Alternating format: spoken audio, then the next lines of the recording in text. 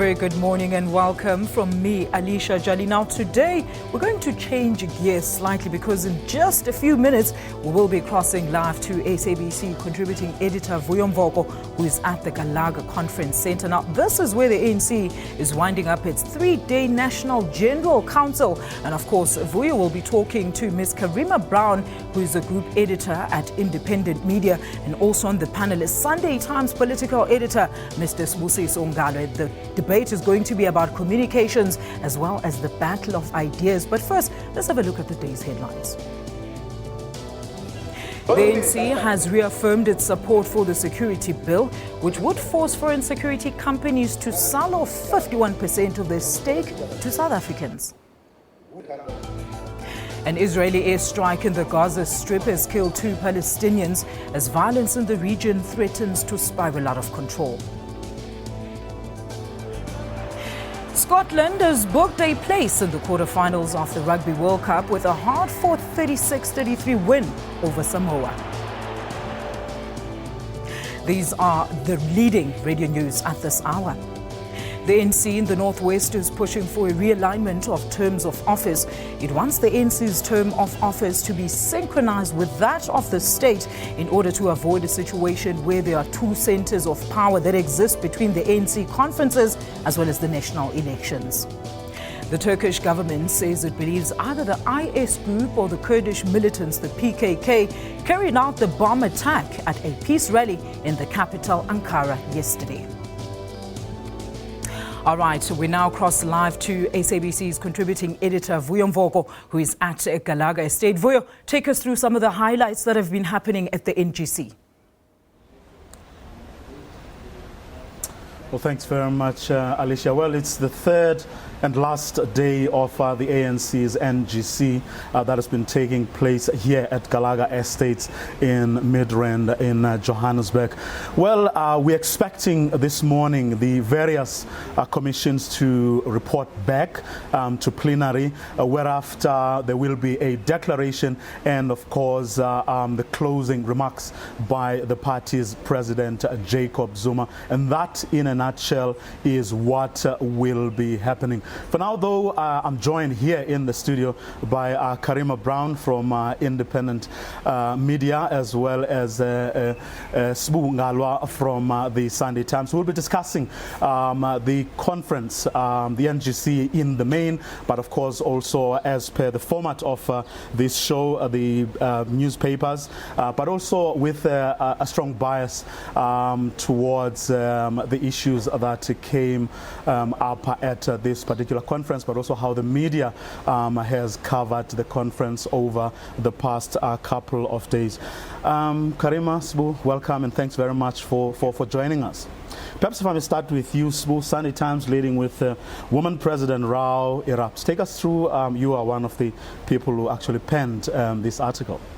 Okay, the story actually flows from the SG's organizational report, and where he was talking about the various leagues, and follow up subsequent to that we had an interview with the president of the Women's League, who was not entirely happy, as reflected in the story, about the report of the SG, and also as you would know, that at the center of this, and as the Sunday Times, we're a paper that tries to appeal to a wider audience. So a story of that nature, which touches on the issue of succession in a way, is a story that would be reflected as we did. But on this particular one, basically it's just the Women's League and also other leaders of the Women's League and other leaders of the ANC, including the provincial chairman of Gauteng, making their point, my views known about issues of succession.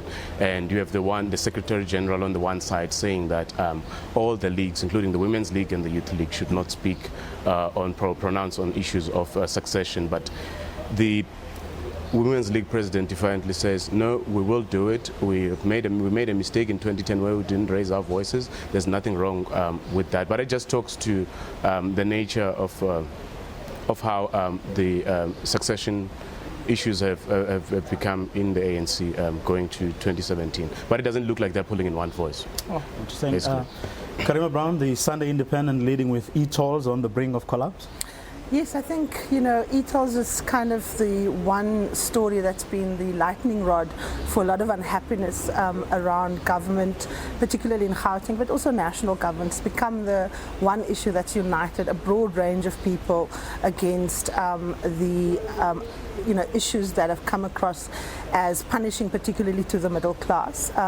Of course, a key constituency for the African National Congress in the coming local government elections.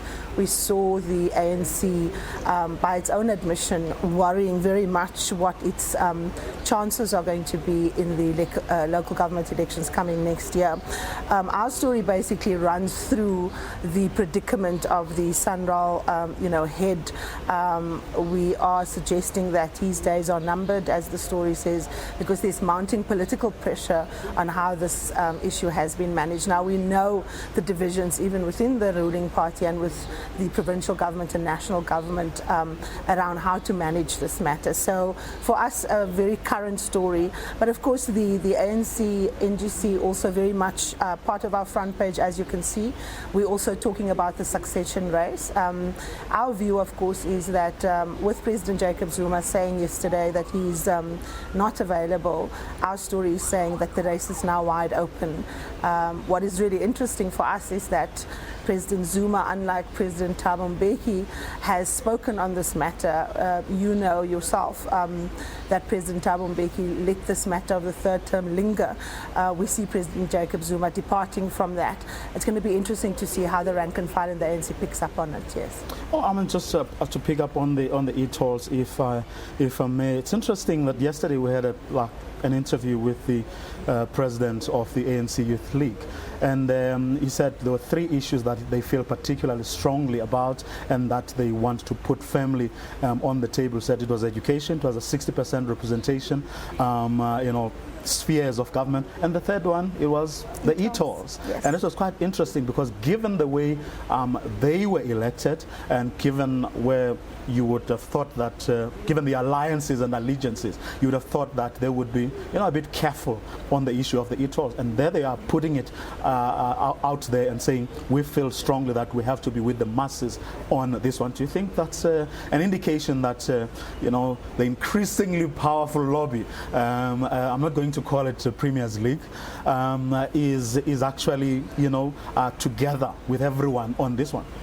I think, like I said earlier, Vuyo, I think ETOLs have become the lightning rod issue for people's dissatisfaction around a number of things. I think very many people in the ANC are looking at local government elections, and we know, of course, the outcomes of municipal elections doesn't necessarily mimic national elections, but be that as it may, it is a very real issue for people. Thousands of people in Gauteng are opposed to the matter. The ANC is going to have to confront this matter one way or the other because it is going to count as an issue for all political parties, and the opposition, of course, is going to make as much as they possibly can. They're going to milk the issue. They have already milked the issue. What is interesting is that the ETOLs matter is beginning to divide the ANC, and I think that is going to be the key thing to watch going forward. So I'm not surprised that the Youth League is saying what it's saying on ETOLs. I think a lot of young people are voters, and I think the Youth League is trying to plug in to their constituency and to their issues, and I think other ANC structures are pretty much going to do the same. I was speaking of these ANC structures. Look, I'm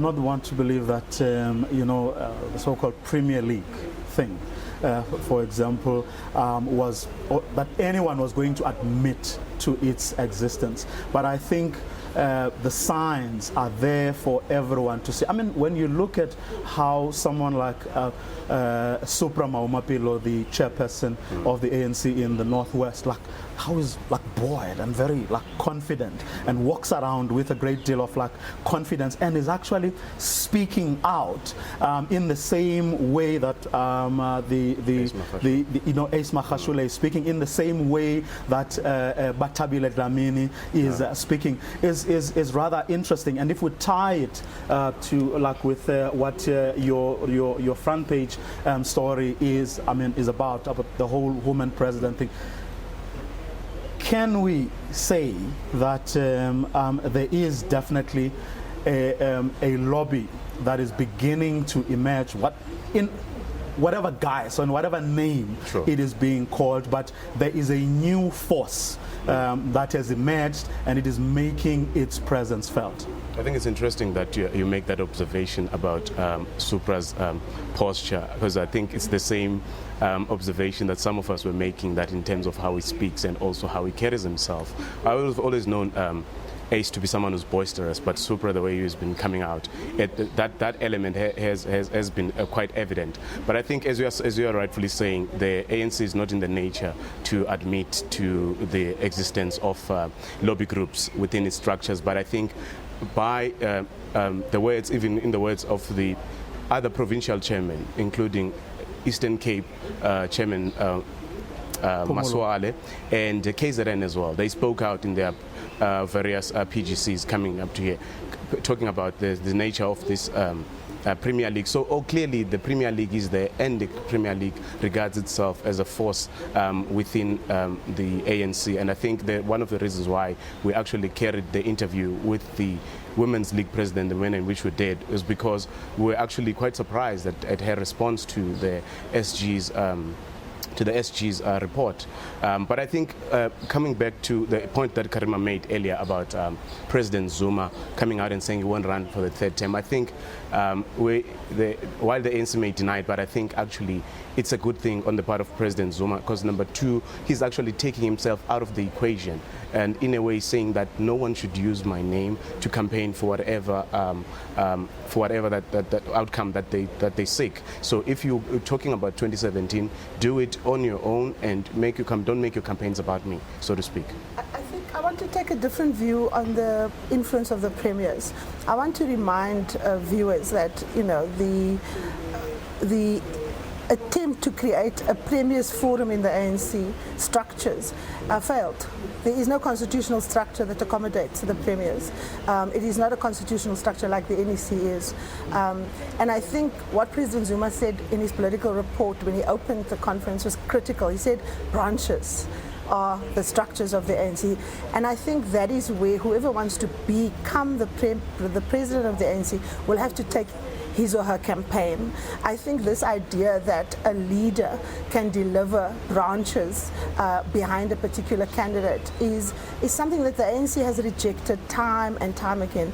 Branches of the ANC constitute its elective conferences, and the president made that very clear in his opening address. But they can be influenced, can't they? No, of course. I think it. And remember, these are like powerful people who dispense patronage, because I mean they head the provincial governments, and they have like various MECs who are in charge of their respective portfolios. I'm not denying their ability to dispense patronage. I think we know and we can see the provincial links of patronage networks around a whole range of things.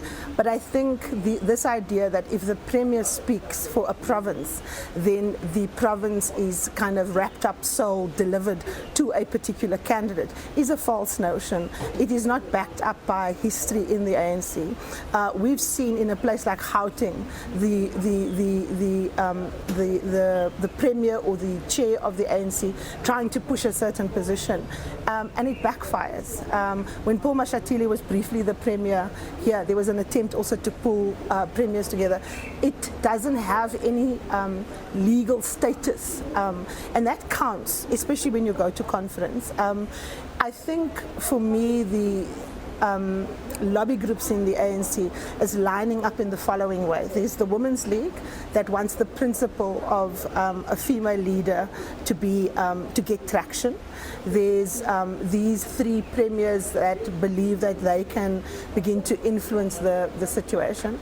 But I think that it's early days yet. I think because President Zuma is so in control in many ways of the party, I think many people are finding it difficult to think beyond him and what the situation is going to be like beyond him. And I think that is why you see people speaking with different voices on very critical matters, whether it is how strong the organization is in terms of membership, key issues, because no one is quite sure. It's too early to see who is emerging as yet. For me, the ANC is in a state of flux at the moment. I think by after the elections, we'll see. And then, of course, President Zuma still has a reshuffle to play if he wants to. Many people have suggested that a reshuffle is on the cards. We saw one minister being appointed. A reshuffle could very well be the thing that gives us an indication of what the balance of forces are going forward. But how much influence do you think the president of the ANC will have beyond at this point, given one, the fact that he has now, like said, that he's not keen on a third term, and two, given the rise to prominence, as it were, of certain individuals previously thought of as people who were not so powerful or who couldn't really influence things within the ANC? I think President Zuma's statement yesterday, particularly about the issue of the third term, does kind of entrench him and embolden him, because there are also people who are starting to doubt him, who might have thought that he was in one way or the other linked to this so-called lobby for a third term. I think by him saying that I will not stand for a third term even if you beg me, in a way it kind of takes the moral high ground, and actually he commands the respect of the various structures of the ANC. But as it always happens with any leader who's going towards the end of their term, as you get closer to the end of your term, people start looking beyond you, and I think going forward that is where we will be. But as of today, I think we'll hear in song and in other ways you'll be able to tell that President Zuma is firmly in control of the ANC. Will it have the kind of impact that Thabo Mbeki's indication at the 2005 NGC? I mean, when we asked him, we were together at the time, when we asked him whether he would be available if he was to be nominated for president for a third term, and he kind of indicated that he would be, and that marked a turning point in people's efforts to actually then basically run with it and promote their candidates, lobby very actively. Will President Jacob Zuma's indication yesterday that he would no longer be available sort of have the same impact? Well, I think it's important to distinguish what kind of ANC we're dealing with. I think he said when he walked about in the press yesterday, the NGC of 2005 then and now is completely different. It's two different ANCs. The challenges ahead are different. But I do think that his remarks yesterday will impact the way in which people lobby going forward. I think the point that Sbu made is very relevant. This idea that you can name drop the president and think that that's going to, score you points with people on the ground. I think he kind of put a very firm stop to that. We obviously have to see what he says at the closing today, Vuyo. That will also, give us an indication. But I think it's open. I think the Women's League is emphatic. They want a female candidate. And I think it's good that they're that bold. They've been taken to task for being hesitant about the capacity of women at the level of principle. So I think that's a good thing. But I do think that you are now going to see a series of provincial and national leaders beginning to make calculations. And we know that politics in real terms are about sets of interests, and I think the various factions in the ANC are now going to begin to make very serious calculations about who they want and how they're going to play their cards. I think between now and policy conference is going to be very interesting. Of course, the outcome of the municipal election is going to be a very key determinant, because this administration must take responsibility for the election result under its watch, and I think the election result is going to determine the extent to which this administration is able to influence what ANC members does beyond the term of office of this administration in the African National Congress. Because, of course, after 2017, the ANC goes to a big general election. And so I think the outcome of the municipal elections is going to give this current ANC leadership, it's going to tilt the scales either way in terms of their ability to influence what happens in the ANC going towards 2017.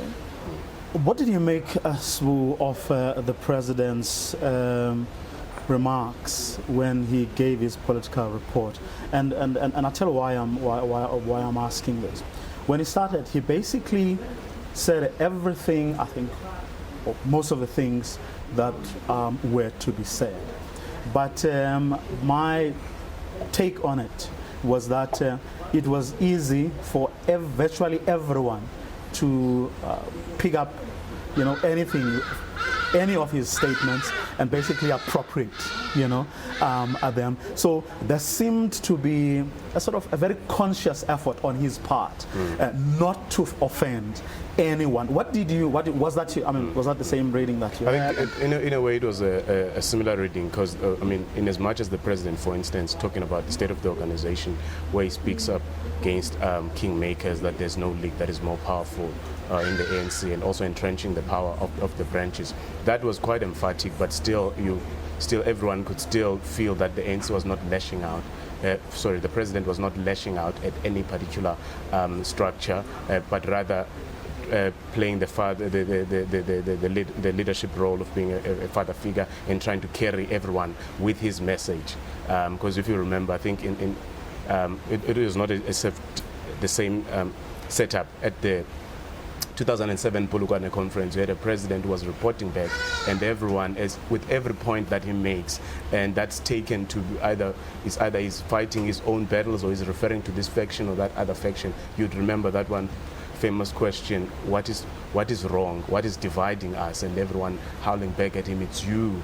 The whole entire conference. I think in this particular instance, as you are saying, the president did try and carry everyone with him, and also be able to be quite emphatic about some of the ills within the organization, and actually admitting, as they've always done, what is wrong with the ANC. Well, assuming that was really his intention, right? This father figure thing, and wanting to make sure that beyond this point he's able to, unite whatever warring factions that there may be, and so on. Could he not have taken it a step further then, Karima, and perhaps admit to some of the things that happened under his watch and take responsibility?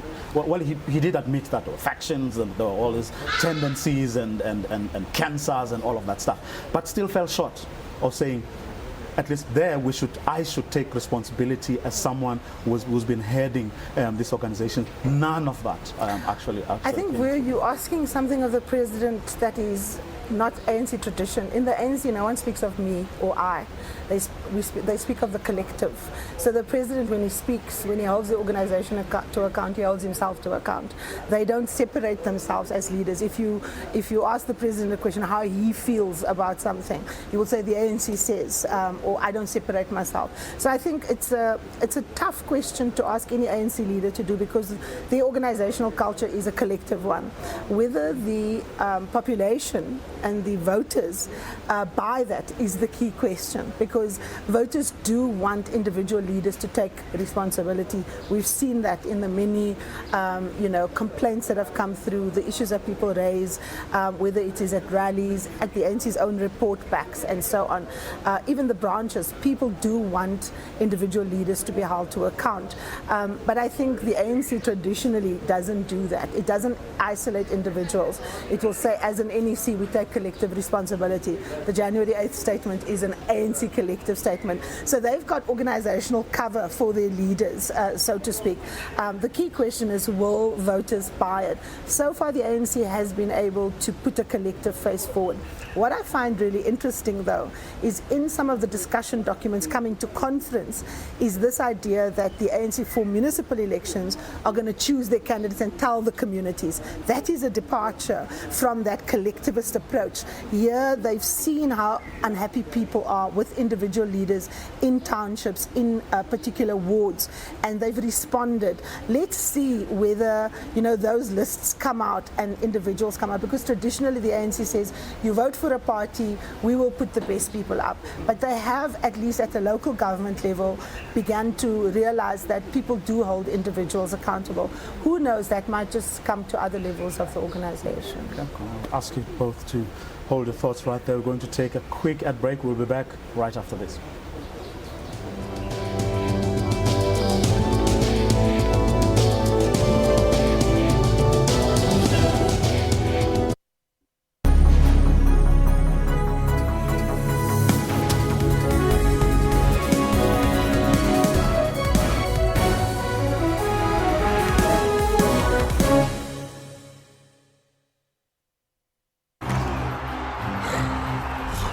Good.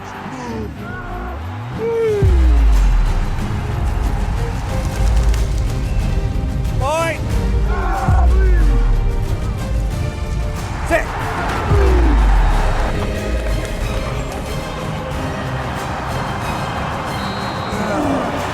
Get behind Rugby World Cup 2015 on SABC.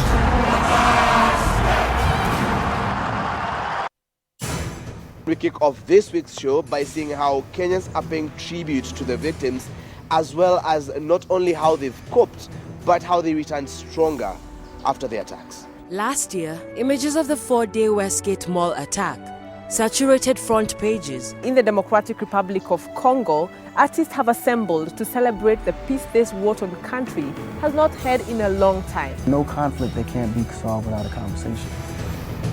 The Journal, every Saturday at 1:30 on SABC News.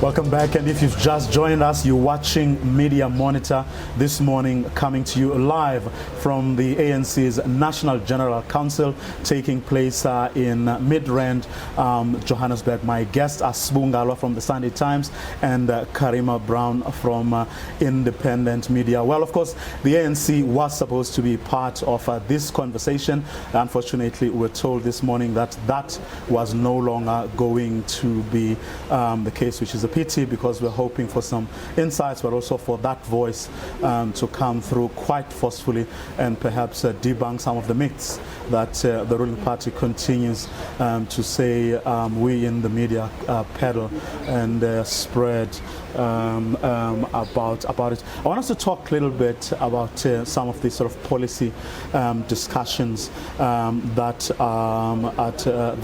have been that were discussed here. But before we do that, the City Press front page, what's killing the ANC? That, of course, on the back of the whole story around the decline in membership of the ANC, but the Secretariat of the ANC coming out quite forcefully yesterday to dismiss any suggestion.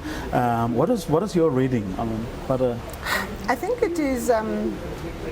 It doesn't take a rocket scientist to know that the ANC is in some form of decline organizationally.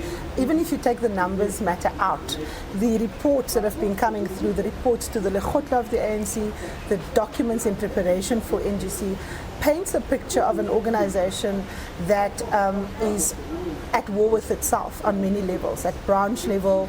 The issues are very clear. The ANC is very good at diagnosing its problems. It's even very good at coming up with what needs to be done. It's on implementation that it lacks. So I don't think that there's any disagreement about the fact that they could do better. They need to do better. The ANC is a colossus. It's huge. It spans the country in a way like no other political party does. But it cannot afford to ignore its own internal warning signs. We've seen the organization at war with each other, people going to court, people getting killed. A ruling party who doesn't take note of those signs will be foolish, and they'll pay the price. And I think the ANC knows this. On the issue of membership, just quickly, I'd like to get an answer from whoever's doing the numbers. If the reason for the wrong figures is the cutoff date for NGC, how then, what is the status of the numbers that are now there? Who's audited that, and how do we verify those? So that increase that is being spoken about, what is the yardstick that has been used for that increase? I think that's one of the questions, hopefully, if we get to have a press conference, that I'm sure the media would like to put to the ANC. Also, I mean, a question I actually put to the Deputy Secretary General of the ANC yesterday was, assuming that she was correct, and these numbers have indeed been verified, and and they are a true reflection of what. Doesn't it also suggest then a state of disorganization, on the part of the party? I think I'd like to make two points. The fact that people couldn't make deadlines. Yeah, sure. Because soon after the SG's report, I think one of the things that happened, what the ANC didn't anticipate, is how opposition parties would actually use the very numbers to actually paint a picture of an ANC that is in disarray. I think one of the things everyone I've been talking to has been talking about how Floyd got a screen grab of the numbers and put it up on social media. So it looks like the ANC finds itself on some kind of a back foot where now it tries to reclaim that ground and try to explain the figures. For one, as Karima points out, the ANC has its own problems, and there is a general decline. It might be gradual, but it is there. But the other thing is that the spin from the party to say that the decline is because of is as a result of gatekeeping, I don't think that could be entirely true. Because I don't know if you look at the figures for KZN, particularly where the party drops by about 150,000. I do not believe that 150,000 people can just sit back and be closed out of structures, and then no one says anything about that. I do believe that, yes, as the SG has pointed out, that coming to conferences, you do have structures that bump up the numbers because they are readying themselves for conference. But at the same time, the ANC has been beset with its own problems that could have also contributed to that decline. But I think for me, what has been worrying is the mixed messages. You have the SG saying the one thing, and then the DSG says another, and the various, also the about 2 or 3 provincial secretaries who actually said their numbers are incorrect, which then talks to your point about the level of disorganization within the party. Let's go to the policy document and some of the discussions that have taken place over the past couple of days, and the little bits and pieces that we've been able to pick up, albeit most of it will be informal because we're not part of those discussions. What for you, Karima, are the sort of things or issues that really stood out?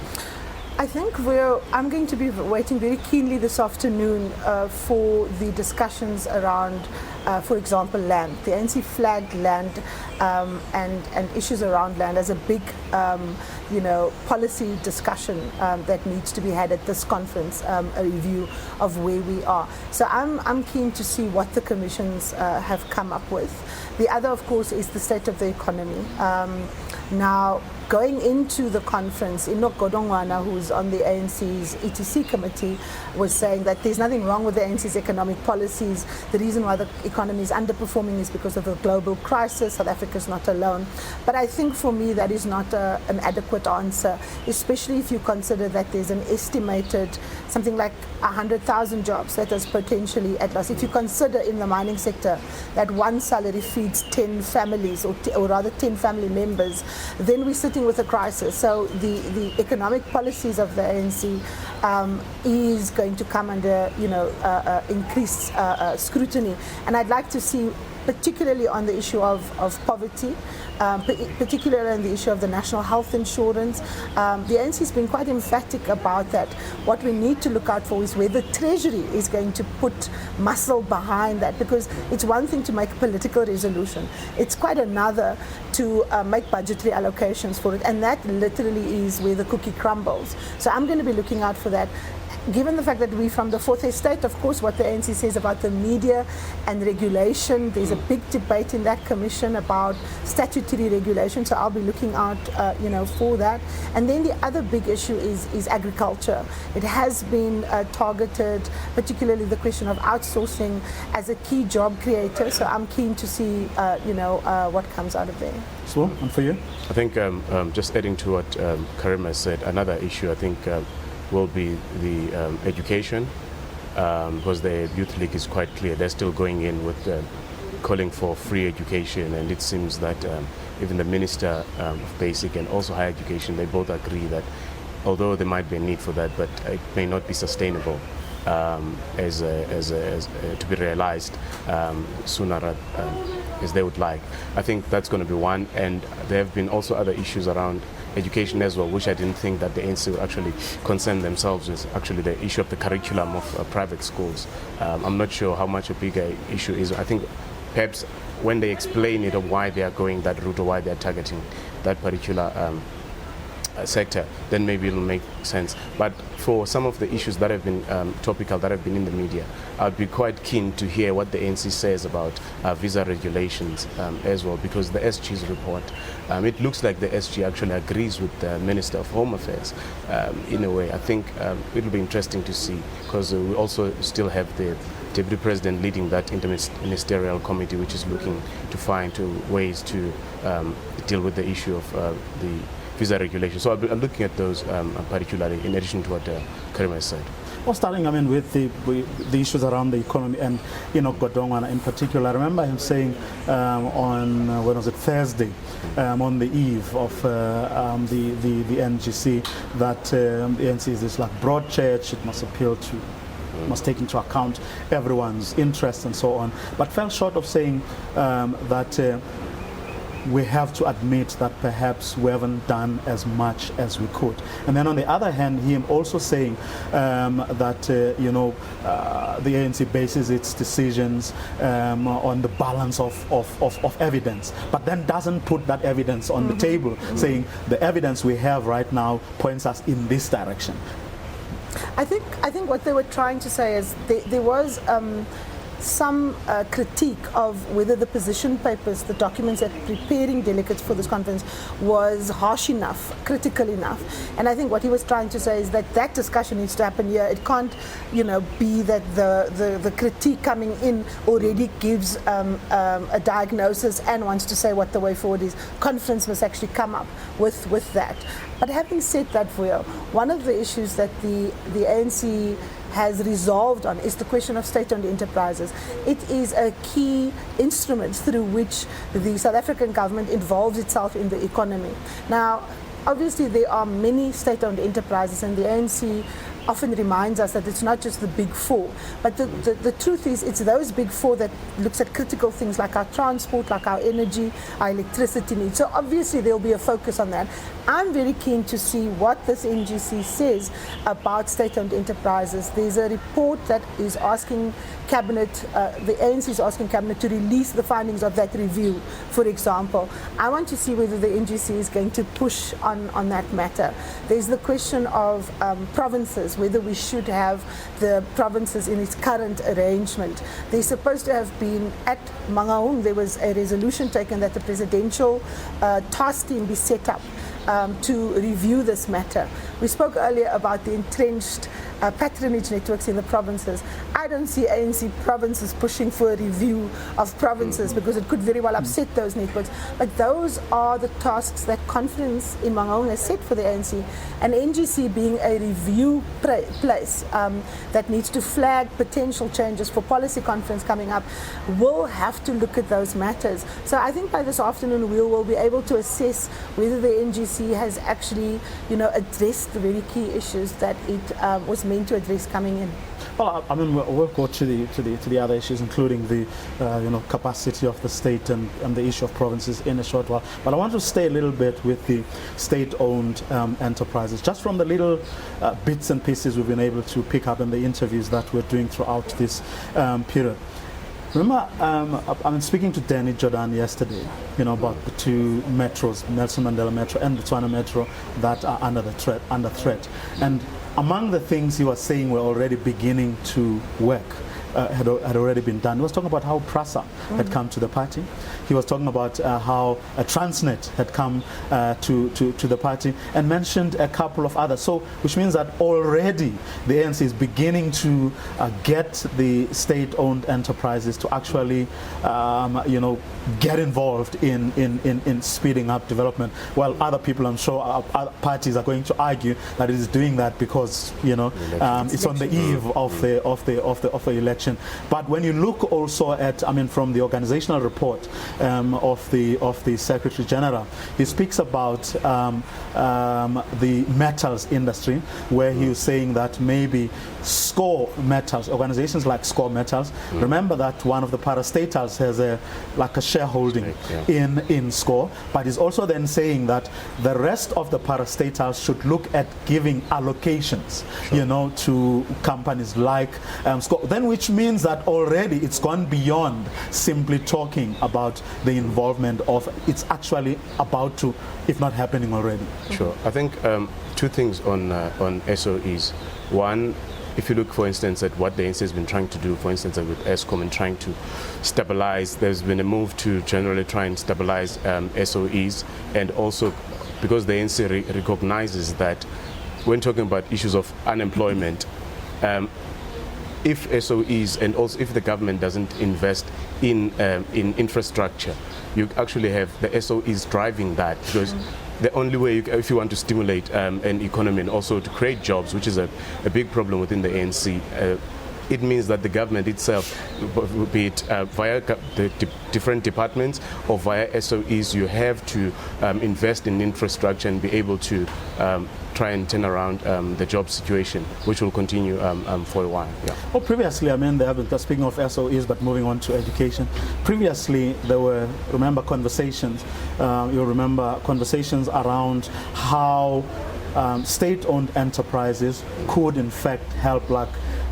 in education by giving people internships, absorbing young people, but you're not hearing much of that anymore. I think there are organizations that have begun to reintroduce, the whole question of learnerships, apprenticeships, whatever we want to call it. Some organizations actually give you feedback. I remember when Malusi Gigaba was still Public Enterprises Minister, going to various parastatals and in fact talking to people who've coming in. I think that is happening. It's the scale on which it's happening that is the problem. If you look at our unemployment crisis, youth unemployment is double the rate of that of general unemployment. So you need a massive approach, you need massification, and the response and the uptake from parastatals simply doesn't address the scale. But let's not forget to hold the public or the private sector to account.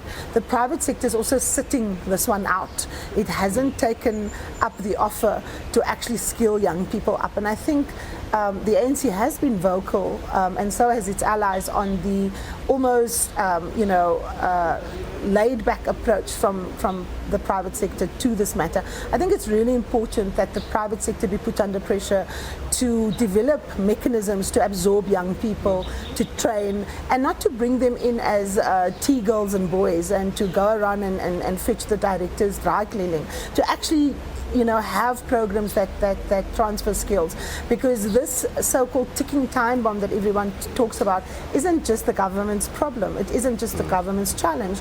If you want to be investing in South Africa, if you want to have a sustainable business here, as a business person, you too have a stake in ensuring that transfer of skills happen, that young people are actually trained on the job. But I want to come back to the issue of state-owned enterprises for you. I think one of the challenges, I think it's correct to use them as anchors in the economy.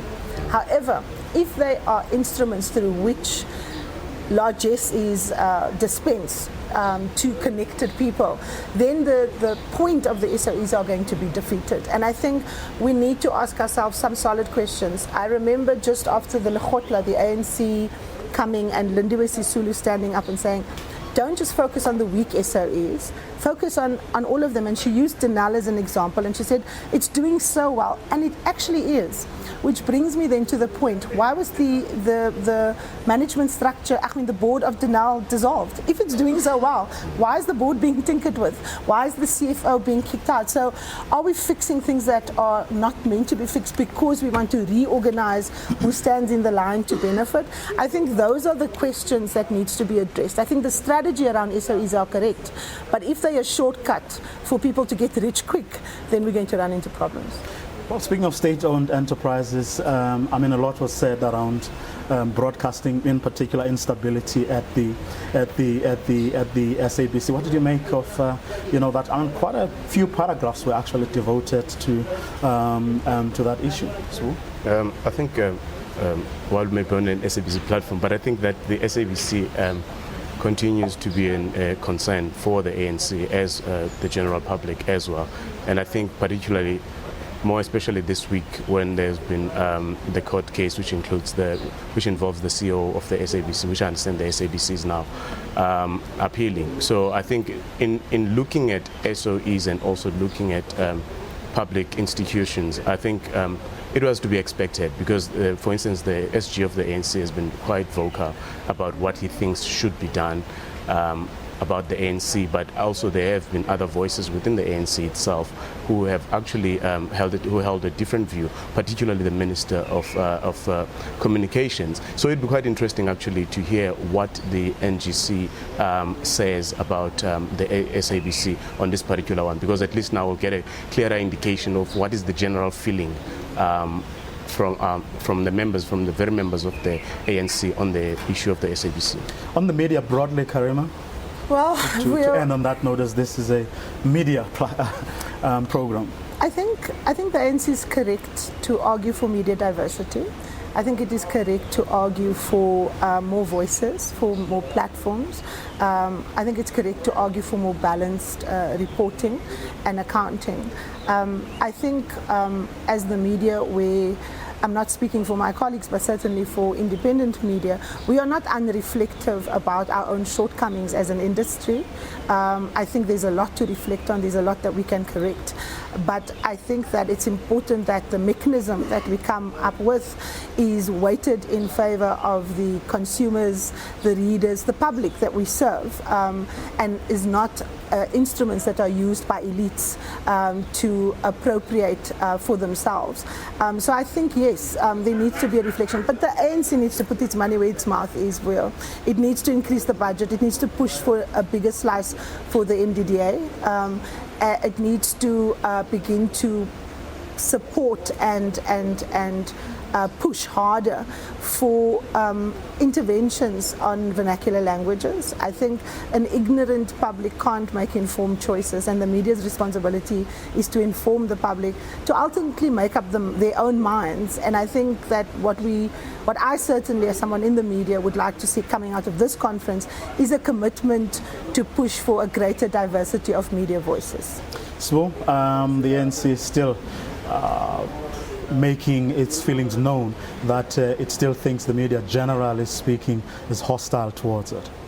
I think actually what you have seen from various media houses, including Karima's one, there has been a realization by the media houses that the ANC actually means business and they're serious about how they've been reflected. And I think that there have been engagements between the ANC and the various media houses to that effect. But I think what is most important is that as the media will still continue to talk, the ANC is still willing to engage.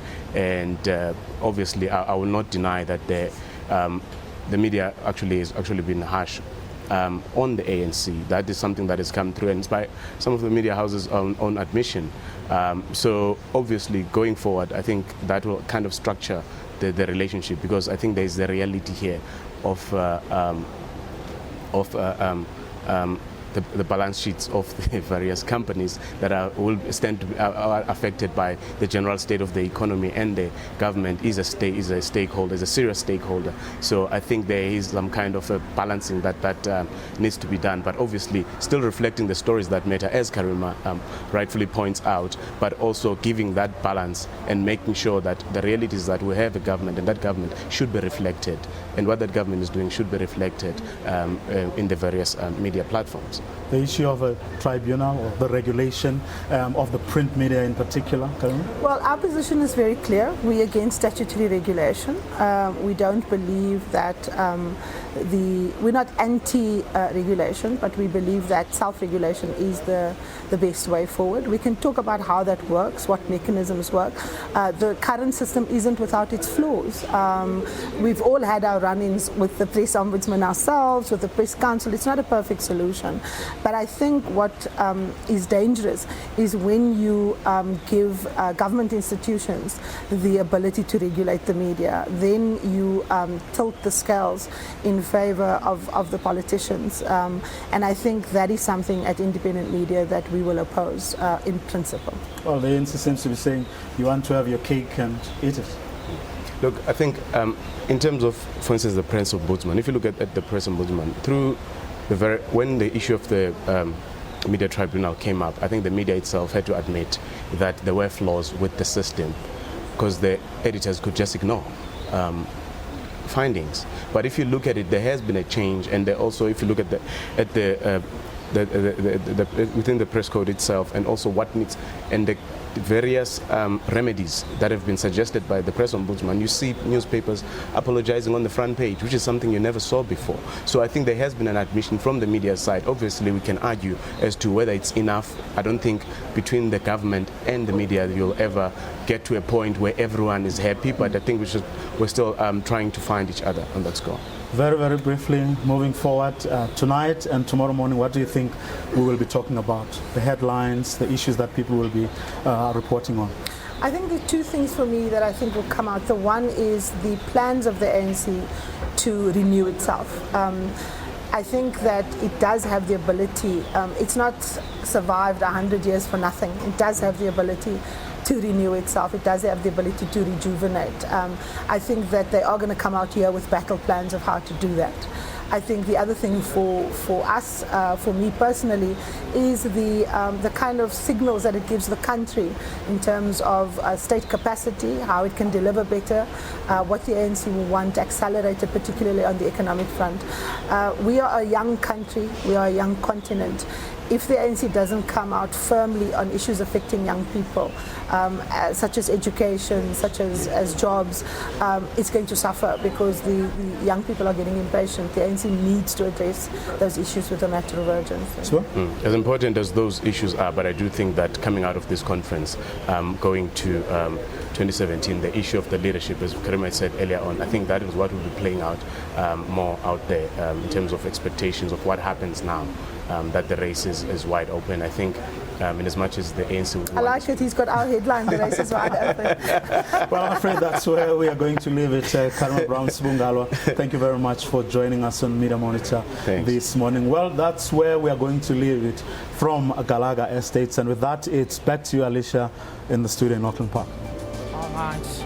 All right, that's Sibusiso Ngalwa of the Sunday Times, Karima Brown of the Independent Media, with SABC's contributing editor Vuyo Mvoko at the Gallagher Conference Centre, talking about the ANC's NGC, which wraps up today in the debate. It did come out that Zuma has openly said that he will not run for a third term, and the debate around a female president has obviously heated up.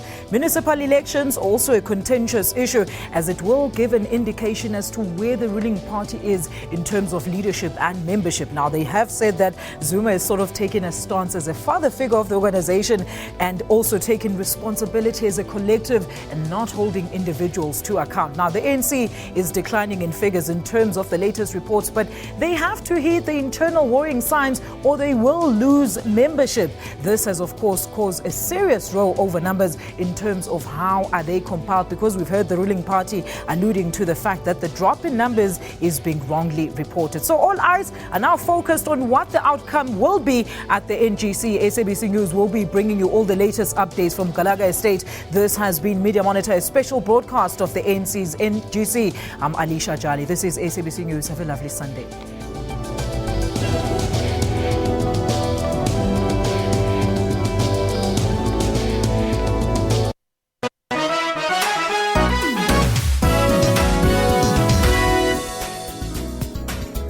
Your World makes it its business every evening to round up the leading local stories and international news to keep you informed all the time. Make a date with Your World every evening for all the news headlines around the world to keep you abreast with knowledge. Catch Your World for headlines across the world every Monday to Friday from 9 p.m, then Saturday and Sunday from 7 p.m. Stand by.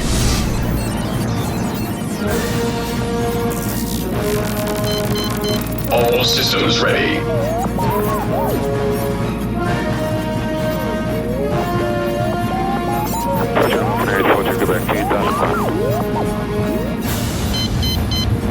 Three, two, one.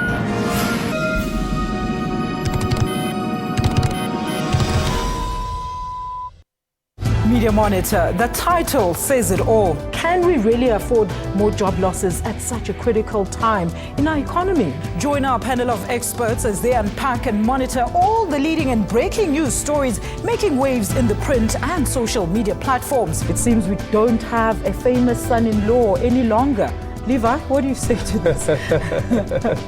An A-lister. I'll leave this one to Levi. He's the romantic. Watch Media Monitor with me, Alicia Jali, Sundays at 9 a.m. only on the SABC News channel.